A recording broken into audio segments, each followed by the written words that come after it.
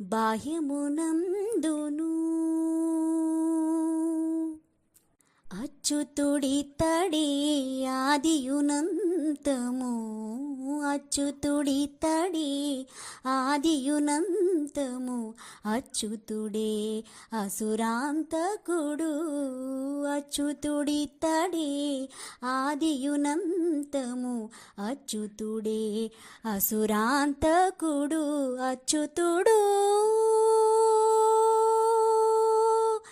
అచ్యుతుడు శ్రీ వెంకటాద్రి మీదనిదే, అచ్యుత అచ్యుత శరణనవో మనసా, అచ్యుత అచ్యుత శరణనవో మనసా, భావములోన బాహ్యమునందును.